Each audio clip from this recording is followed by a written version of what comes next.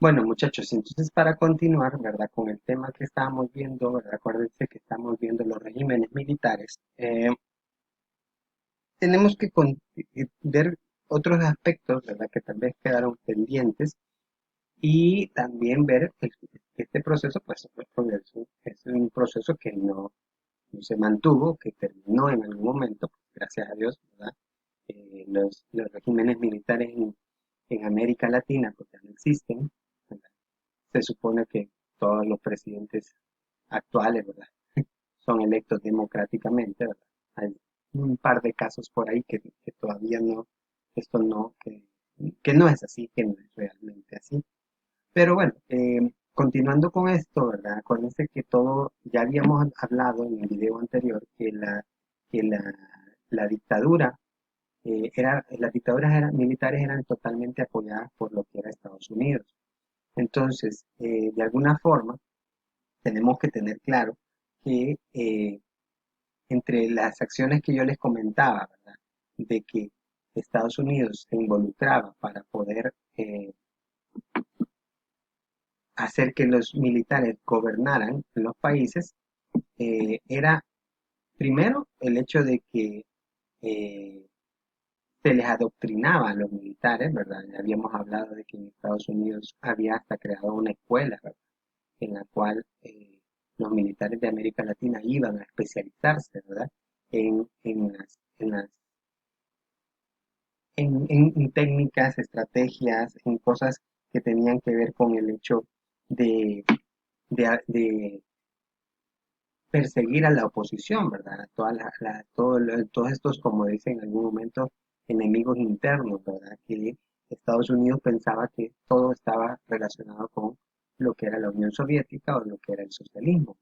Entonces, entre algunas de las acciones que se llevaron, operaciones, como lo dicen ahí, lo pueden ver ustedes en la diapositiva, fue la famosa Operación Cóndor, que básicamente fue una acción articulada entre los servicios de inteligencia de los distintos países del sur, del cono sur, ¿verdad? Argentina, Chile, Brasil, Uruguay, Paraguay, Bolivia y hasta cierto punto Perú, cuyo objetivo fue el intercambio de información sobre personas comunistas y o socialistas para perseguirlos, detenerlos, desaparecerlos y o asesinarlos.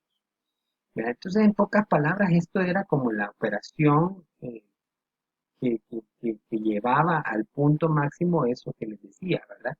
De que había que eliminar al enemigo. Entonces, ustedes pueden ver ahí en la imagen, ¿verdad? Que son fotografías de muchas personas, ¿verdad? Que en algún momento, pues, en algunos lugares de los países anteriormente mencionados, se ponían murales con las fotografías de estas personas que estaban desaparecidas, que como a veces ni siquiera encontraban sus cuerpos, entonces no se sabía el paradero de las mismas, entonces sabían siempre, pues, familiares, personas cercanas a ellos que los buscaban y que hacían este tipo de acciones. Eh, Básicamente esto fue en casi todos los países de América Latina que se dio, ¿verdad? Eh, Aquí pues también, bueno, en la actualidad hay un monumento en el Parque Cuscatlán donde están todos los nombres de todas las personas que murieron o desaparecieron durante la guerra. Entonces, eso es parte, ¿verdad?, de lo que se buscaban, de lo que los militares pretendían para hacer que estos movimientos no avanzaran. Pero, bueno, pero esto al final cambia, ¿verdad? Acordémonos que va a llegar un momento en que las dictaduras, acuérdense que al inicio del video anterior hablábamos que era entre 1964 y 1984, ¿verdad? Estas dictaduras en otros países, en algunos países fueron más años, eso hay que aclararlo, ¿verdad? Pero entonces, allá por 1984, eh, estas dictaduras van a empezar a caer. ¿Por qué? Porque se va a dar una crisis económica.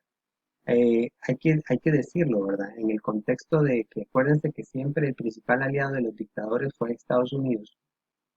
Entre 1973 va a haber una crisis en Estados Unidos que va a debilitar a Estados Unidos porque es el alza del petróleo. Los países petroleros hacen que suba el precio del barril de petróleo y entonces la crisis económica que se da en Estados Unidos, ¿qué es lo que conlleva? ¿Qué es lo que trae como consecuencia?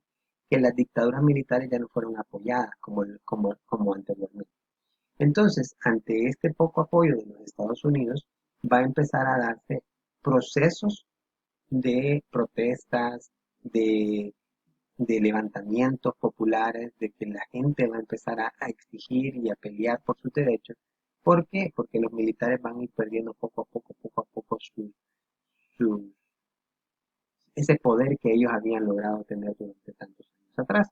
Entonces, hay casos bien concretos, como lo puede ser el caso de Argentina, Brasil y Uruguay, ¿verdad? Donde entre el año 83 y el año 85, pues ganan de forma democrática estos señores, ¿verdad? La presidencia.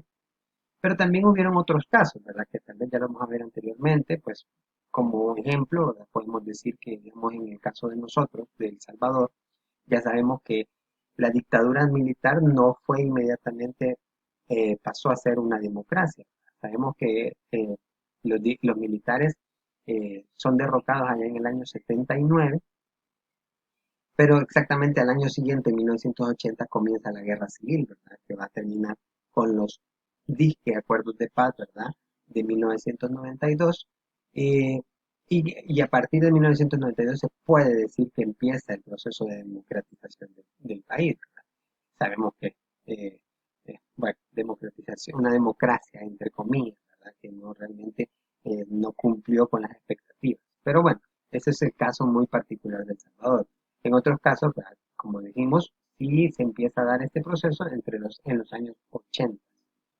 Eh, Dice, los regímenes políticos se caracterizan por que estas democracias van a caracterizarse porque primero por el restablecimiento de las elecciones, las competencias de partidos y el respeto a los derechos constitucionales. ¿Qué pasaba? Los militares normalmente ellos decían que hacían elecciones y eran una burla, ¿verdad? Para las personas, porque a veces solo iba un candidato, eso no es una elección, o si iban candidatos de otros partidos opositores al régimen militar, ya se sabía que eran fraude y que las elecciones estaban arregladas. Entonces, todas esas disque elecciones no eran realmente elecciones democráticas. El cambio a ¿verdad? Cuando las dictaduras empiezan a perder el poder y se van a dar estos procesos, sí, en cambio aquí, ¿verdad? Aquí sí se va a dar esto. Luego se empiezan a dar juicios a los militares por las violaciones a los derechos humanos en la etapa anterior. Fuerte presencia de los militares en la política. Pues sí, ¿verdad? De alguna forma era bien difícil se les sacara por completo de todo el contexto de las sociedades, pero poco a poco empiezan a perder el poder. Y por último, unas reformas económicas neoliberales en la mayoría de los regímenes, aunque con fuerte oposición de los sindicatos. Acuérdense que todo esto también tenemos que decirlo, ha sido en el contexto de la Guerra Fría entre Estados Unidos y la Unión Soviética.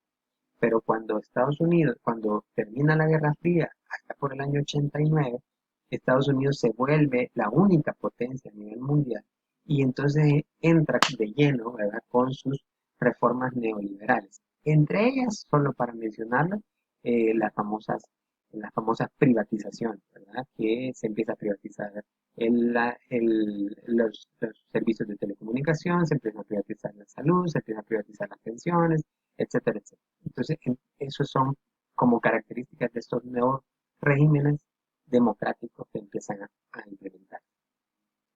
A pesar del crecimiento económico, porque sí va a haber un crecimiento económico, ¿verdad? Las democracias van a ser como ya no apoyadas solamente por Estados Unidos, como eran en el caso de los militares, sino que tal vez otros países también, Europa se va a empezar a involucrar, va a haber un crecimiento económico, pero a pesar de eso, cerca del 46% de la población latinoamericana vive en condiciones de pobreza.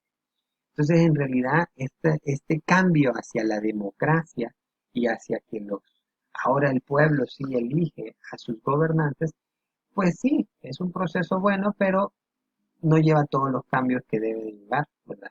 Porque se supondría que si se eligen gobernantes electos realmente por el pueblo, estos gobernantes deberían de trabajar en función de la gente, ¿verdad? De la población, ¿verdad? Y tratar de eliminar pues esta pues este porcentaje que es tan triste. Bueno, pero aparte, ¿verdad? Hay que mencionar también que no todos los casos fueron democracia, ¿verdad? En algunos casos a los militares se les sacó del poder por la vía eh, bélica o por la vía violenta. Y el caso de Nicaragua es un caso bien interesante y que lo tenemos que mencionar porque de alguna forma pues es un caso que hasta la actualidad todavía permanece. En Nicaragua no eran militares específicamente los que gobernaban. Miren, ahí lo dice, había una dictadura, pero era una familia, la familia Somoza. Ahí gobernó el papá Somoza, el hermano del papá de Somoza y el hijo de uno de los Somoza.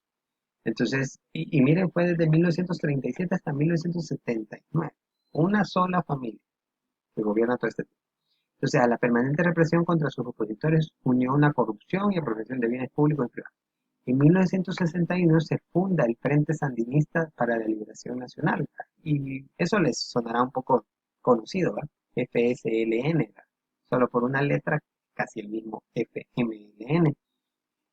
Dice, a partir de 1978, el sandinismo pasa a encabezar la lucha contra la dictadura de Anastasio Somoza. Entonces, aquí es lo que va a dar. En 1979, Somoza había huido y las fuerzas sandinistas encabezadas por Daniel Ortega entraron a Managua.